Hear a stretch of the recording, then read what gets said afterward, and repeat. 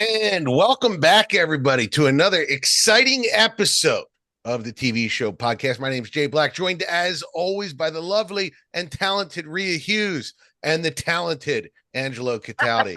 Uh, Angelo sounds better thanks to our new producer. Well, our new old producer, Jared Clapper.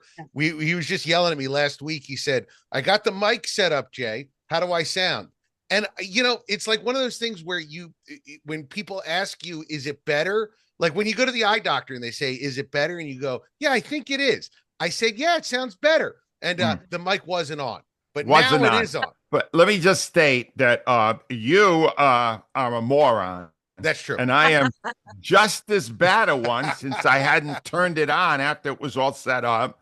Again, proving by process of elimination that Rhea uses the brains of this operation. Yes, she's very sad. I couldn't figure out how to turn mine on, so what am I doing? Well, Rhea is smarter than us, but still not super smart because she's still hanging out with us. A really smart person would be cartwheel right out of this situation. All right, so let's jump right into something, Angelo, that you were talking about, and I think this is a very interesting case study because there was a moment right after the 40-year-old Virgin, which was 20 years ago, where Steve Carell, who was on The Office, and by the way, they were going to cancel The Office. A lot of people don't know this. In between season 1 and season 2, they were going to cancel The Office. But then NBC got an early cut of the 40-year-old Virgin, and they said, oh, wow, Steve Carell is about to become a superstar. We would be stupid to lose him now, because this movie's going to be huge. So they kept The Office on. 40-year-old Virgin comes out. Steve Carell is now a bankable, gigantic movie star. He is a bankable, gigantic TV star. Good-looking guy, funny guy, on the precipice of superstardom. And then kind of nothing really happens after that. There's a bunch of misfires, some middling comedies, some middling dramas, never really catches on as a big star in comedy, never really catches on as a big dramatic star, goes back to TV a couple of times in the morning show, Space Force, and now the Four Seasons. None of them really connect. And, it's not that the guy isn't super talented. Angelo Cataldi, what happened to Steve Carell in his career? I forced this topic at the top of the agenda for a very simple reason, because I was watching the Four Seasons, the TV version. Yes. And through all the episodes that Steve was in, I just kept scratching my head and going, why did he pick this awful project? Yeah. And then I realized, no, it's kind of a pattern of the last decade or so. All right. Before that, you mentioned, Virgil, which was his big breakout movies.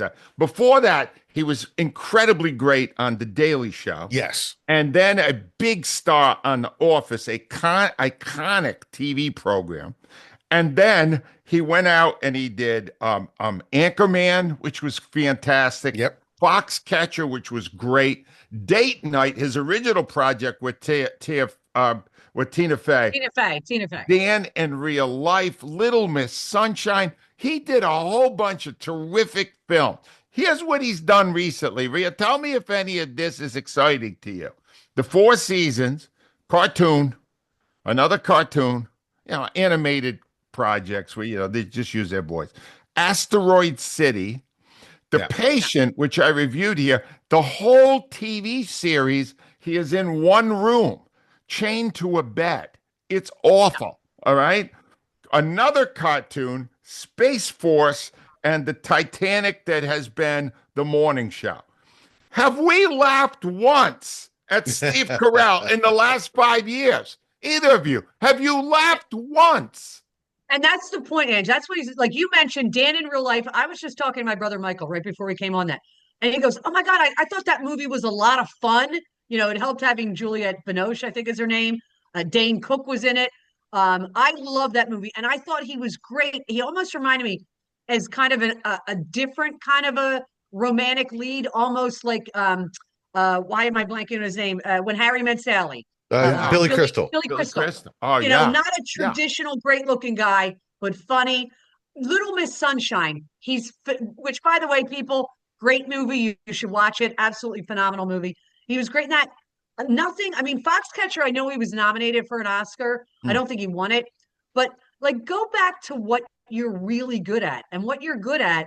Like, Foxcatcher was good, but like, I look at Steve Carell as he can do a little drama, but with the humor. I need the humor there for him because it's what he's good at.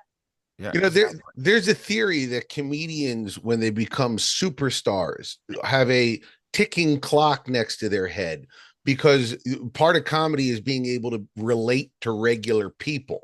And once you become a superstar, the ability to relate to regular people goes away, because you're no longer a regular person. You are a superstar. So, you know, every great comedic actor, Chevy Chase, who had a string of hits, Eddie Murphy, who had a string of hits, Will Ferrell, who had a string of hits, that's usually right at the beginning of their career. They have that string of hits.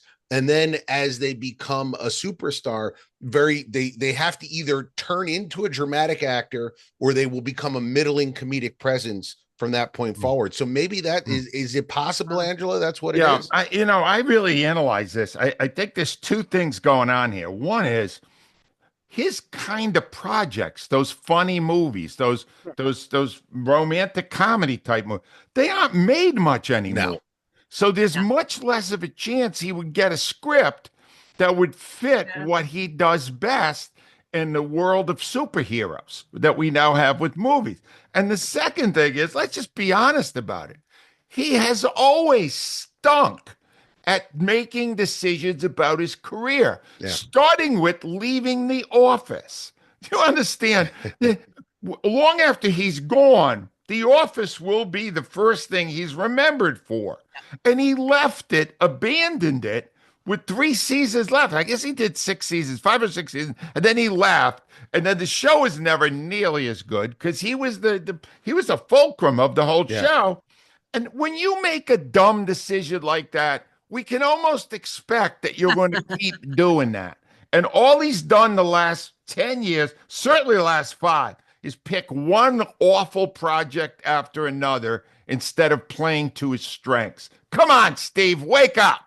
And I also think with some comics, they feel the need, like, I got to do dramatic roles. You're right. And it's like, all right, come on. I mean, Robin Williams did some great dramatic roles, but we all loved him for his zany characters. Yep. Yeah. I will say this, and Rhea, I don't know if you've seen this movie on the plane, because I flew out to Vegas and back. I just happened to rewatch Crazy Stupid Love, which is a Ryan Gosling, Steve Carell movie. I did not see it. It's a minor hit. I liked it. I liked it a lot. I really enjoyed that. So, like, you know, it is possible to find some good stuff, but it's mixed in with the dreck.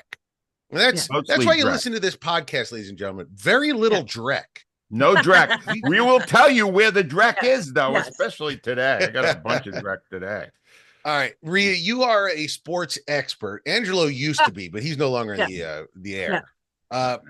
So we have been talking forever, and so has the industry, about ESPN, who is the cash cow for Disney. For the longest time, they were 100 million subscribers, getting $8 to $9 a month, regardless of if you watched. You know, $1 billion a month just coming into Disney, just printing money. And in the last 10 years, as people have left cable, that cash cow has been skinnier and skinnier every year. And people have been saying, when is ESPN going to break out into its own streaming service? Well, Disney announced this week that it's coming. You can now get ESPN by itself, no cable necessary, for $4 a month. Wait, hold on. I'm reading that wrong. $30 a month. Now, Rhea, is this an acceptable price for the amount of sports and product that you get on just ESPN? Is $30 ridiculous or acceptable? Well, somebody has to pay for our good friend Stephen A. Smith's salary. It, however, will not be me. True. We'll tell you that. I mean, I cut the cord, but I have a direct TV streamer that has ESPN. I can't see myself spending $30 a month. Like, I know Rich Eisen's going to be on it. I really like Rich Eisen. Yeah, me but too. I'm not spending. I have a lot of podcasts that I do watch that I subscribe to. they're like $3 or $5. I mean, they're manageable to my bottom line. $29 is not something I can foresee myself doing. Angelo, $29 a month for college football. Are you in? I've been trying not to analyze ESPN since it is the worldwide sports leader. All right, that they once called themselves that. And no, it's not worth $30. It's not worth the $10 that they're now charging through cable. And the fact of the matter is, let me give you an example. Rich Eisen's going back there. Yeah. Do they have no new ideas? Do they have no one they've developed in the last generation? No. Nothing wrong with Rich, but he's really good. I'm a big fan. Yeah. I didn't realize until they announced it was going off that the show Around the Horn was still on. That has been a corpse on TV for 10 years. Yeah. I know it's been on for 20, but who watched Around the Horn? PTI, and I am a huge fan of Tony Kornheiser. Really big fan. He looks like they're ready to embalm him. What is he, 75 now? He's got to be that. Yeah. We'll try to do a better job tomorrow. Goodbye. Good night, Canada. He's got the flag up. Yeah. Enough. Come up with something new. You have not. You are the worldwide leader in sports, and you have not had a creative idea in 20 years. Am I wrong? No, you're not. They brought Chris Russo back, to go on with Stephen A. on First Take, because they're just two personalities that people will watch. They haven't created the next wave. And here's the thing, too. We all know, because we have been around the block a few times, that the starting price is never where it stays. No. Right. It starts cheap. At least in their mind, it starts cheap. And then it moves up to, like, Netflix was $9.99 a month. Now it's 22 or whatever it is. Yeah. ESPN Plus was $4.95. Disney Plus was $9.95. This thing is going to go to $40 to $50 within half a decade. For what, Jay? For what? Even the games they cover, right? Like they do what, Sunday night, Monday night? They do Monday night. Monday night. They ruin them. They ruin most of the games with inappropriate. Just read Phil Mushnick. He evaluates a lot how badly they do a game and how they always throw stuff at you that you don't want instead of just watching the game. When you watch Sunday Night Baseball, are they doing a better job than your local people are doing? No, they're not even close. No. There's nothing they do well. And the only reason that they have managed to be successful for all these years is because they have had a monopoly on sports. Right. They have had the monopoly, and all the other people, CBS tried it, NBC tried it, Fox has tried it, to come in with their own, and they haven't been able to do it. But frankly, they haven't been good in a really long time, and I wouldn't pay a dime for it. Never mind $30. I do need to say that I do think that there's something about an ESPN where you're just flipping along the channels and you catch a game that you might not have done as appointment viewing, that you go, oh, all right, well, I'll stick around. I'll watch the rest of this. I only bring this. Yeah. And I only bring this up because my T-Mobile subscription for my phone gives me free MLB and Major League Soccer. So I have the MLB package and I have the Major League Soccer package for free. Can't get local teams, but other than that, I have never once turned on Major League Baseball. I did think or you Major would. League Soccer. Not once. Now, I'm not a big sports guy, but like occasionally I get an update on my phone like, hey, do you want to watch the Pittsburgh Pirates playing anybody? No, they suck. And I'm like, I'm good. I'm good, phone. Thank you. I do think that there's like getting sort of obscure college sports or getting like teams that you're not interested in is good when you're flipping channels. I don't think anybody makes appointment viewing to watch a random college game on a Saturday afternoon. And I think that's a problem with the streamer personally. You got to get back to flipping for that to matter. Yep. I agree. All right, Rhea, I'm going to start with you on this subject because I know that Angelo, not a fan of current Conan O'Brien. Yes. He hates that show. I just wanted to bring up the fact that Conan O'Brien was announced this week as one of the leads in the new Toy Story movie, which is, a gigantic franchise. He was recently honored with the Mark Twain Award for American Humor. The video's on Netflix if you want to watch it. He's got one of the most popular podcasts in the world. I don't even want to speculate. He's probably making more money on that podcast than he ever made on television. He's got a third season of a show on HBO. He just hosted the Oscars. He's probably going to be back to host next year because everybody loved him. Guy's in his mid 60s, and it seems like he's having a moment here. Yes. I just got to ask, can you think of anybody else that has had a late career moment like this? And what's going on with Conan? Why is he suddenly so beloved? Because he's the last of a network star that doesn't exist? Well, I'm starting with Rhea, Angelo. You can talk after Rhea. Literally, he's in pain. Well, see, this is the reason Angelo doesn't like Conan O'Brien, because he does smart humor. So therefore, Angelo doesn't like it. Maybe. I've always liked him. And what I was reading about Conan, that he says the internet saved him basically after, he lost his show, and he's been able to, he was one of the first to figure out, connect directly with the audience. Right. Because if the audience wants to watch me, they'll seek me out on the internet. And I think, Angelo, I'm with you. The travel show he did was terrible. I didn't care for that at all. But I thought he was really good at the Oscars. Me too. Because, he didn't viciously go after. He was funny. It was just like, do a funny show, move it along, and everything will be fine. But yeah, I'm trying to think of somebody. I can't think of somebody right off the top of my head, but I like Conan's humor. I always have liked it. So I think it's just, and Angelo clearly does not. I'm a huge Conan fan. Tell me why I'm wrong, Angelo. First of all, it's not that I don't like it. He does a lot of awkward stuff, which I love because I'm awkward myself. But the fact of the matter is, first of all, let's really give his bio, all right? He had in his hands the greatest comedic showcase in the history of television, The Tonight Show. And he didn't last a year because people weren't watching it because it sucked when he was on it. He's a 12:30 at night comic. That's what it is. As for the travel show, it's unwatchable. Here's why I know Jay Black is a freaking hypocrite. All right. Jay Black hasn't watched that show. I haven't, no.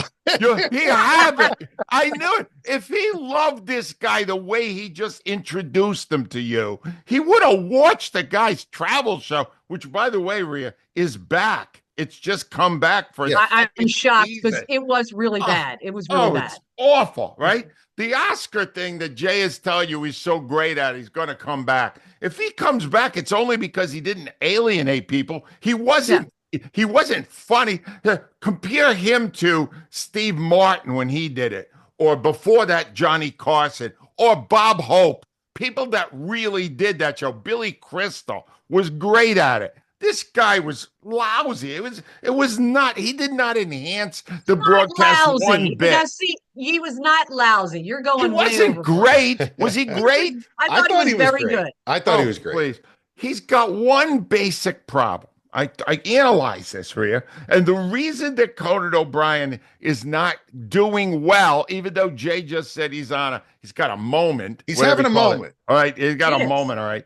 Is because he happens to be a comic who is no longer funny. It is very hard to continue to succeed if you are selling humor and you don't provide any. He's not good. And I know, Jay, I can't wait to send me the latest tweets or whatever the hell we get to tell me how wrong I am. I'm not wrong. Just look at the numbers he had when he ran The Tonight Show. People don't think he's funny. Jay Leno was better. Oh, no, I will not accept that. I will not accept that. You're a comedy snob, Jay. Jay, you're a comedy snob. Anybody who's seen my act knows I'm not a comedy snob.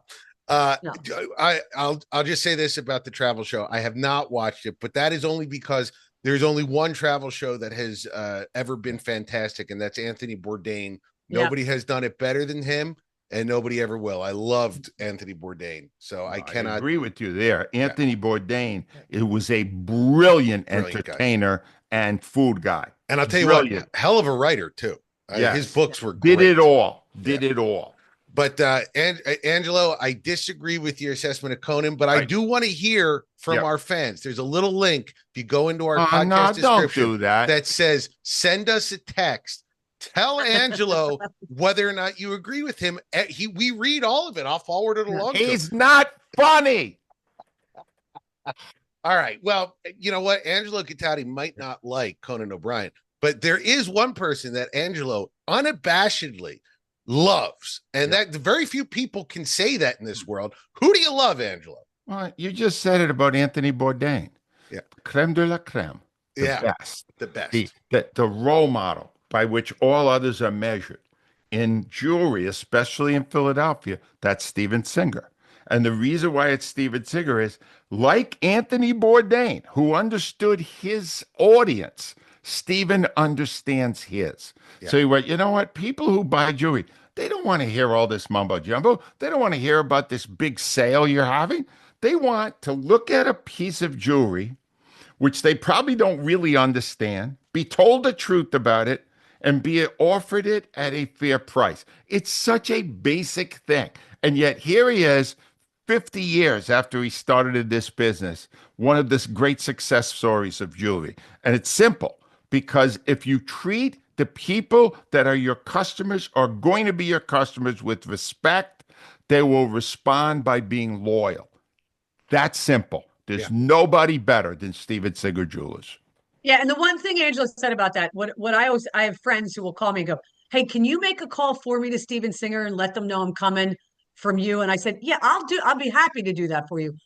But you never have to be intimidated walking into Steven Singer Jewelers. His people are fantastic. They're not there to beat you up. They're there to help you get something for yourself, get that beautiful ring for the special woman in your life, get a graduation present. They're all coming up. But I'm just telling you, it's the least intimidating jewelry place you'll ever go into. You'll actually enjoy being there. Steven Singer, the corner of 8th and Walnut. I hate StevenSinger.com. Just check them out. You'll see what we're talking about. And if anybody from my family's listening, I want a giant medallion encrusted in diamonds with the letter J on it. I'm going to wear it around my neck. Please, that's all I want. It'll be classy. We always thank Steven Singer for sponsoring us. Fantastic. And there's another fantastic segment. I put all the best segments right in the middle because I'm smart like that. Rhea Hughes, what do you got for us this week on British television? So I have it's actually an Australian show, but I've reviewed it before. I reviewed season 1, Black Snow. And for some reason, I think you can get it on Acorn, but I've been watching it on AMC. I don't know why. I think that's where I was flipping around. I was in AMC, which I occasionally find some really good shows, by the way. People are interested. AMC does have some good shows. So it's the second season. I found season 1 okay. Season 2 is awesome. And it's irritating at the same time because they gave me the first 2 and they're dropping them every week. So it's a detective show. This detective is investigating. This girl went missing 20 years ago on the night of her 21st birthday. And, you're trying to figure out who did it. There's all kinds of, there's great red herrings that they're dropping. The woman he's working with, the police officer on the force, was her best friend. So that adds a really interesting element because, some people don't believe she's dead. Some people believe she just skipped town. But I love it. And the new one drops today and I can't watch it today because I have too much stuff to do. So I have to wait till tomorrow. It's terrific. The only thing I will say I don't like about it is they've included this backstory of the detective's family, that his father just got out of jail for murdering his mother 20 years ago. And his brother, who he thought was dead, might not be dead. Whenever that piece, I hate when stories do this. Whenever that part of the story comes on, my mind starts to wander going, when can we get back to the real interesting part of this? And Ange, it goes back to your greater point. I'm 6 episodes in. I have a couple left. They could have shortened this to probably 4 or 5 if they had not included the bits about the father. The father and the brother. I have no interest in it because the story The mystery is phenomenal. It's called Black Snow. You can access it on AMC or Acorn. All right, Black Snow. By the way, that was also when I was a rapper / cocaine dealer. Black Snow was my nickname. A lot of people don't know that. Works so well. Angelo. It's a really bad dad joke, by the way. Hey, well, look at the shirt I'm wearing. I'm a bad dad. What can I say? Angelo, what do you got for us this week? All right. I just want to review because I want to give people some great stuff if you haven't been caught up. Funny, The Rehearsal is redefining television right now. You got to check it out. There's only one more episode. They've done 5 now. They drop 1 a week on HBO Max. And I'm telling you, Nathan Fielder's a genius. The studio is just great. It's awesome. Just awesome. It had one stinker of an episode, but all the rest of them have been brilliantly funny using this one shot. They're doing so much tracking stuff and doing it brilliantly. Seth Rogen and Your Friends and Neighbors is just terrific. I don't think Jon Hamn was as good in Mad Men as he is in this. That's high praise. Kind of funny here too. He's got more. It's a broader character, and he's brilliant in it. Couple of other quickies. One is, if you're looking for a good movie right now, it's right up Rhea's alley. It's called Black Bag, and it's on Peacock, and it stars Michael Fassbender and Cate Blanchett. Wow. They are spies who are married and deeply in love. And basically what the story is about. It's directed brilliantly by Steven Soderbergh. Nobody's better than Steven. He's great, all right? And the thing is, what's more important when you're a spy? Your career, where you're always up, you're risking life and death, or your love for your spouse? And it wrestles with it brilliantly. It's really well done. And here's the best part. 1 hour and 33 minutes. Love Soderbergh did it. He told the story, Rhea, with none of the bells and whistles. And the other thing, I can only just give you my first reaction to it. It's brand new on HBO Max. Duster is the name of it, and it's 1972, and this guy is a getaway driver who drives a red Duster, and I'm good. Just going to say, I'm not really familiar with the work of Josh Holloway, who's the guy who plays the driver, or the FBI agent that he ends up getting partnered with, Rachel Hilson. But first episode, Max, they only give you one at a time. I'm sorry, HBO Max. HBO Max. They only give you one at a time. Duster looks like it could be a really good watch. That's what I got. And that feels like a throwback to 70s TV. Yeah, where like you could just do a whole show based on a car and a dude. Yeah, it is. This guy drives a nice car and he's also a detective. And they're like, we'll order 700 episodes of that, please. That sounds great. Starsky and Hutch.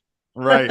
And I'll tell you what, Angelo, just to the Nathan Fielder thing, I'm seeing more and more memes.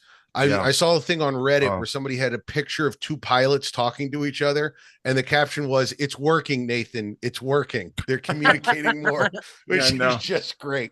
He's crazy, man. All right, so I'm going to just end on one note here. I don't know if you guys have seen the movie Wolves on Apple TV Plus. It is a George Clooney, Brad Pitt movie.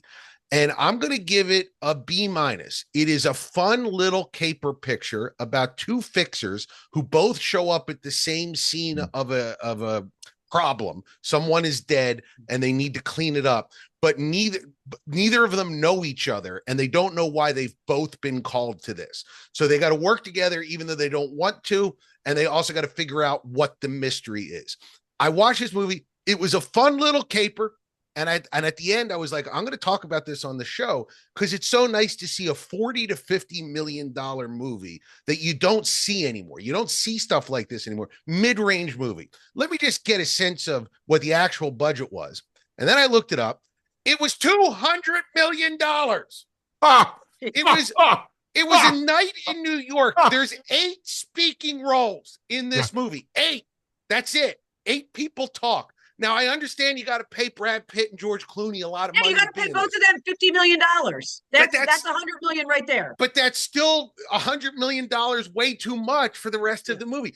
I would love if people have seen this movie or have the opportunity to check it out. And you tell me if this movie does not exist as a Russian money laundering operation. There's no other explanation as to how this thing cost $200 million. Wow. There's hardly any action in it. They talk the whole movie. Here's the thing, Jay. First of all, B-. I watched the first 30 minutes of it, all right? Yeah. Where they encounter each other and realize they have the same assignment. Yeah. The reason they paid $100 million or $50 million to each of these guys is because they knew when they read the script, it sucked. It didn't suck. This is not a B-. It's a B-. D+, maybe just a D. It's I mean, my God. You got two big names to sell and no script with it. It's stupid. All right. Did you ever teach, Jay? Because if you did, everybody would like to go to your class. I did. I taught for 7 years, and I never gave less than an A+. That I believe. I do believe that. No, in Angelo's defense, I quickly looked up the Rotten Tomatoes score. Critics 67, 72 for audience. That's not a B-, Jay. In Rotten Tomato world, that's not terrible. Right. You know, Angelo, you and I have to talk about this at some point. I think the two movie stars being on screen, immediately you started a C+. I just like seeing movie stars talking. Real movie stars, Brad Pitt, George Clooney, they ooze charm. I'm just happy watching them be on my screen. When they did Ishtar, and they had Warren Beatty and Dustin Hoffman. They started with a C+. I'm going to tell you right now, Ishtar, go back and watch it. That is a highly B+ underrated movie. Oh, highly underrated. Highly underrated. Elaine May directed that movie. Garbage. It's fantastic. It was a victim of its own bad press. Go back and watch with uncritical eyes, Angelo, and you. Yeah, if I watch it, I'll do what I did with Wolf. I'll want to hurt myself. All right, what do we talk about this weekend? We were talking about Steve Carell. If you want to see his latest stinker, it's called The Four Seasons on Netflix. Conan O'Brien Must Go.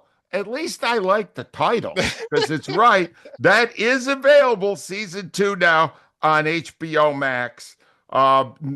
Black Snow is available on AMC. Yep. Rhea says it's better season 2 than it was season 1.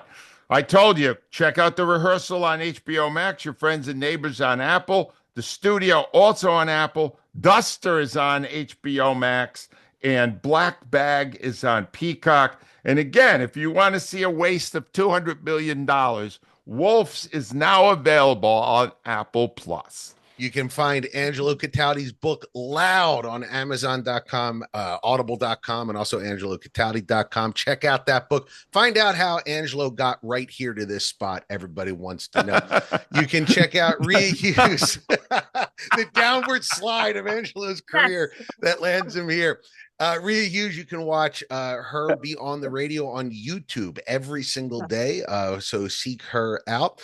Make sure you visit our sponsor, StevenSinger.com, and make sure you check out Tenants right now on Tubi. I produced that movie, and I can tell you it costs significantly less than $200 million. So we need your help getting that money back. And guys, we will be here next week with more great TV talk. Thanks for joining.